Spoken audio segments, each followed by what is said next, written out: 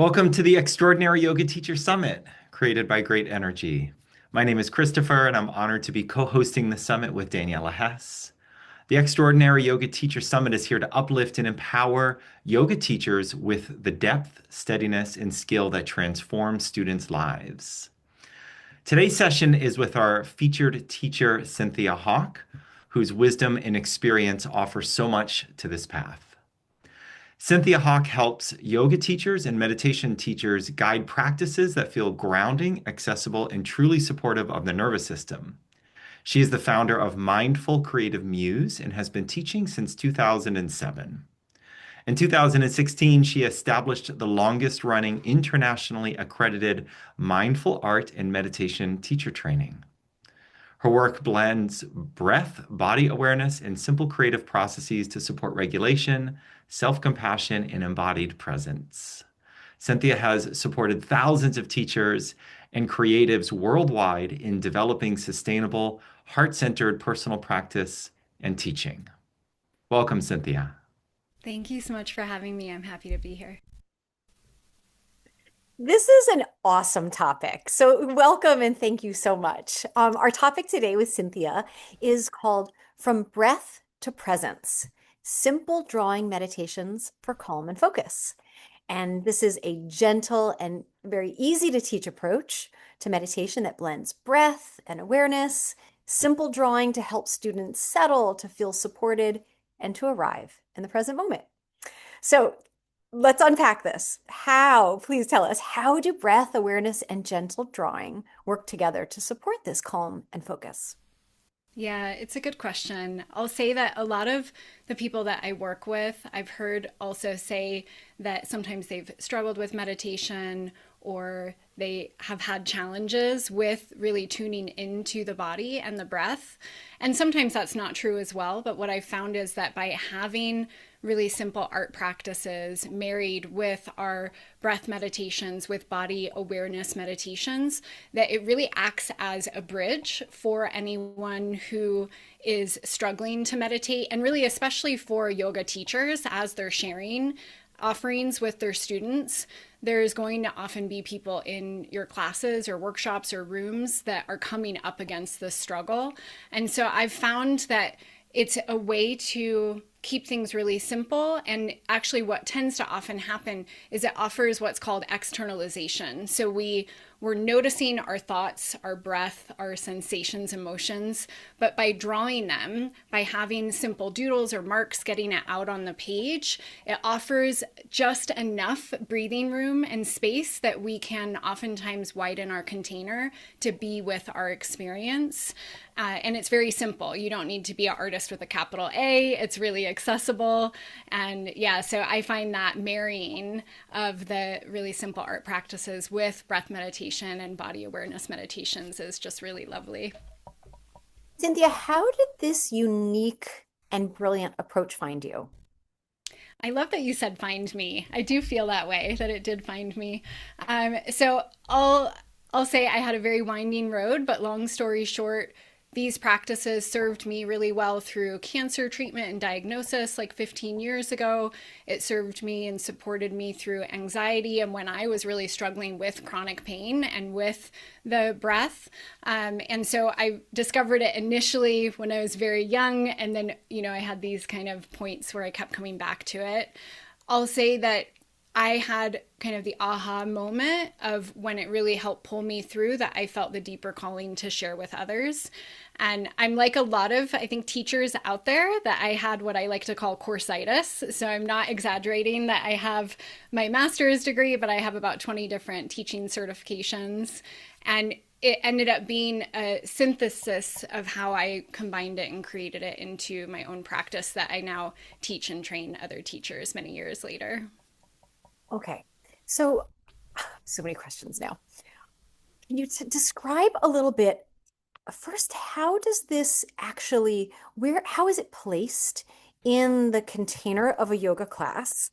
And then in whatever order makes the most sense for you to respond to, how does a yoga teacher move through perhaps any inner dialogue or inner stories that I'm not an artist, I can't draw, right? And so in order to share something with your students, you really do have to have a conviction and it to be your own practice to a degree. So how does it find itself in a class? How does that work?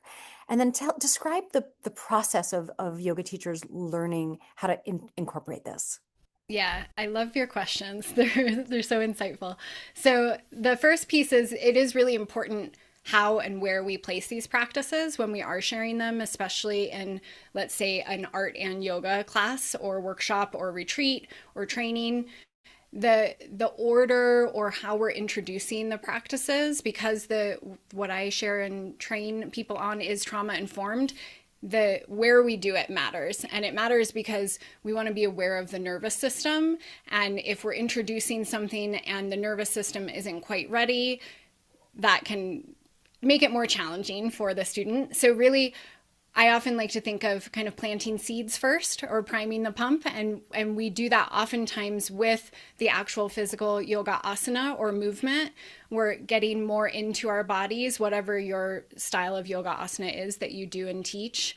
And then we transition into more of the meditation practice with the mark making and the art making afterwards. And then there's different writing prompts or guidance and invitations to write and speak some things in as well that I share. But the reason why we kind of follow that flow is because then we're working from the ground up, from the body up, allowing the body to speak through the marks, versus sometimes if we begin with the simple art making practices first and then try to work our way into the body afterward. You still can do that, but I've noticed with working with a lot of students now over the years that it can be a bigger struggle. And so when we're already tuning into and attuned to what's happening with our body and our breath, then we're able to have that expression out on the page a little bit easier. The other thing I've noticed by doing that, and when you're sharing as a facilitator, is that when people are meeting their edge and maybe feeling a bit uncomfortable with the sensations you're noticing in your body or thoughts you're having, or your inner critic is coming in and saying things like, I'm not doing this practice right, or I'm not an artist, the art methodology and invitations that are shared can help to soften that. So it's another way, similar to when we tap into witness consciousness. And I notice, like, what is that part of me speaking right now? We have that with that externalization with the art process. We have that space. So it goes much more involved in that. I have an 8-step facilitator framework that I share, but that's kind of the initial part, is we want to focus on the ground up or from our practice out. And then the other thing, the other part of your question, I say this all the time to my teachers, that we teach best from our own practice. And so I very often focus more so on what is your practice first. So anything, and this is probably true for anybody that teaches other meditation or yoga practices, we want to have our practice integrated first.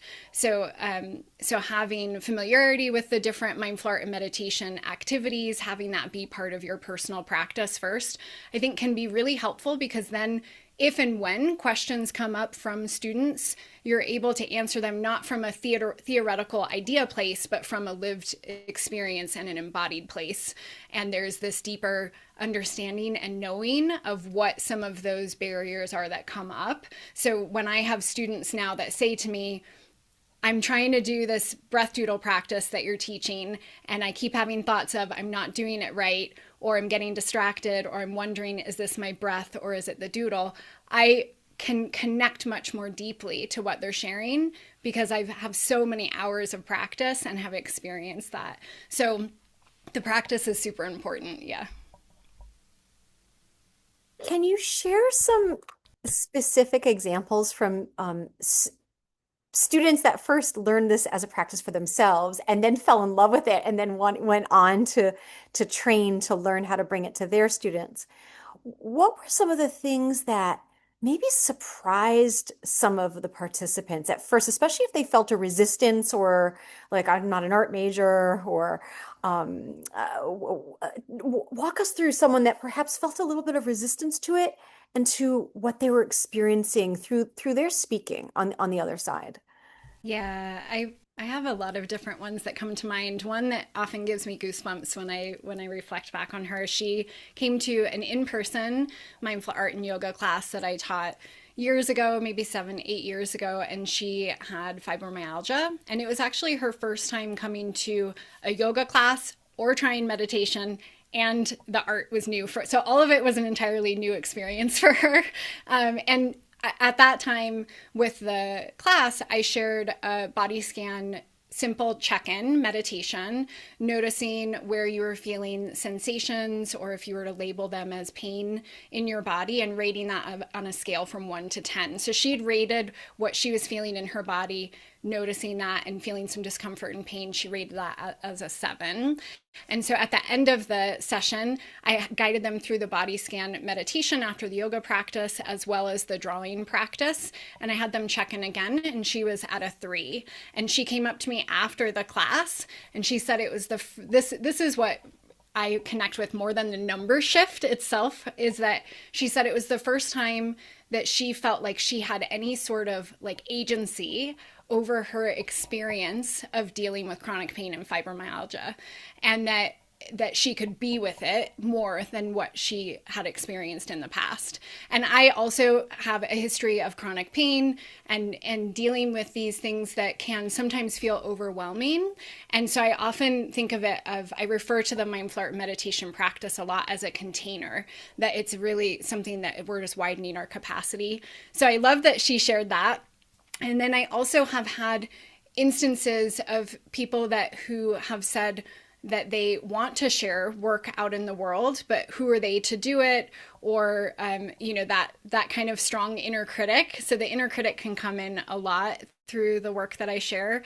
But she ended up continuing on through teacher training. And it's something where I hear this a lot from people who come through my training, that they're surprised that they came to maybe have more confidence to share out in the world. But what they discovered first and foremost, mostly, is how much they needed the practice for themselves, and moved through that resistance that maybe they didn't even realize was really holding them back.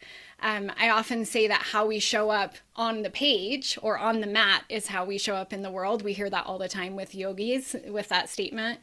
And I think that's true. How we experience the art practice is also then how we show up in the world. So by doing these practices and her noticing I can be with what I'm experiencing in my body more, I can give myself permission to make these marks, then that translates out into the world as well. So I'm not sure if that answers your question, but that's what comes up for me. Oh yeah, no, you got me. Yep, beautiful, beautiful. Anything for, my conviction is that we can be free of unnecessary suffering. And so that just any example of someone feeling free of unnecessary suffering is just, yeah, beautiful. Cynthia, can you describe a little bit more, how can simple drawing, just simple drawing, support meditation, and especially for students that may experience trouble with traditional stillness? Yeah, I think that this is how it aligns really wonderfully for people, is if you do struggle with traditional meditation, or if you struggle with sitting on a cushion, or you feel uncomfortable. What I notice is that these practices, that it's a way we can very easily, gently, and naturally bring in our senses. So simply by doing really simple drawings and doodles, not a lot of format around them or skill required, we can bring in awareness around how firmly or softly am I holding the pen or pencil in my hand. What am I noticing as I make the mark? How wobbly is the line? And really having that visual cue to anchor us outside of ourselves on the page. We can notice the sounds as we make the marks on the page. We can feel the paper or the temperature, the coolness or warmth of our skin as we rest our hand on the page. So there's these. And then also I offer additional, so I'll cue all of those things as invitations when I'm sharing, and I might choose different ones depending on the practice, because there's a lot of different practices. But they all serve as anchor points, the same way as if we're doing a more traditional breath meditation and we're focusing on the breath. Sometimes what I've found in this trauma informed practice is that focusing only on the breath can feel really uncomfortable for a lot of people. Focusing with having your eyes closed, sitting on a cushion, not moving, can feel really uncomfortable if we have back pains or aches, or we have a lot of rumination, or our thoughts are really, wild and going everywhere. And so having, which is very common, I experience that sometimes as well still. And so it's just another, it gives us more anchor points that are gentle. It's not rigid, and that we get to, I like to say, like, choose your own experience. You can choose which of those anchor points maybe are calling to you more so in that moment, that help to bring you back again and again to the present moment, to your body, to your breath right now, which can help ease those ruminating thoughts when we're getting stuck in the past or being really future focused. Beautiful. Thank you. Okay, let's pretend now that the following broadcast from you is going to be received by the start of the summit. I had a wildly incorrect data point, thinking that there were 2 billion yoga teachers. That's evidently inaccurate. So of the 2 million yoga teachers that are currently sharing their brilliance, their light on our planet, what's a message, a blessing, a transmission that you would really, your heart would feel, okay, transmission complete, something that you would want to share from your heart to theirs? I love that invitation, and so happy to know there's 2 million yoga teachers out in the world. So wonderful. Um, I guess what I would most want to share is that not every student can settle on a cushion into stillness, and that we can find our own path of how to share so it's accessible as yogis and yoga teachers in the world. And so that's part of my mission. And for any yoga teachers listening, I feel like we all have our own unique kernel of how we share our teachings out in the world. And so I guess maybe my wish or permission would just be around them noticing what that kernel is for them so they can share. Received. Thank you. Um, so, friends, for those of you that are here with us right now, if you look below, there is a link for you to click. There is a beautiful gift from Cynthia to you. And this is a guide. It's called the 8 Key Steps to Teach Mindful Art and Meditation with Joy and Confidence. So, Cynthia, why don't you tell us a little bit about this really generous gift that everyone here is welcome to pick up from you? Yeah, so if anyone is curious to learn more about mindful art and meditation and how to interweave it into your personal practice and teaching practice, the workbook, I believe it's about 13 pages long. It just serves as a guide to help walk you through some of the foundations of what's important. And then it also will link to an Arta's meditation workshop replay, which is a 60-minute workshop where I share the 3-part framework and some practices. And so it's just a way, I like to think of it of like you're trying on a new pair of pants when you go to the clothing store, and you can try on the new pair of pants and see how it fits. So it's an invitation. And with this guide, will our participants right now be prepared to explore a dimension, a practice, as you've been describing? Does it? Yeah, so in the guide, there's going to be a link that they can join and watch a 60-minute artist meditation workshop. And in there, I walk through 3 different mindful art and meditation practices. One is the body scan meditation, drawing meditation that I mentioned earlier with the women with fibromyalgia. So you'll walk through those practices, and you can immediately integrate that into your personal practice and try them on. And then it's an invitation for anyone curious to learn more about the teacher trainings or about this path of sharing the work in the world. That's awesome. We know all yoga teachers are eternal students, right? And they love learning something for themselves and very efficiently and swiftly sharing it with their students. So I love that this guide affords them a new tool or practice if they resonate with it to share with their students. Yeah, and they're very simple, like practices you can do in 2 or 15 minutes that you can integrate in with your own yoga practice. So I'm happy to share them. Awesome. Cynthia, it has been a real joy to meet you and to learn about what emerged from your kernel of unique brilliance. So thank you for just, I'm so grateful that the practice found you and supported you through many seasons and chapters. And now here you are sharing it with many yoga teachers who are then it's rippling outward. So thank you. Thank you. I love that metaphor of rippling outward. Thanks for having me. Mwah. We look forward to see you all again at our next conversation. And please do go check out Cynthia's gift. It's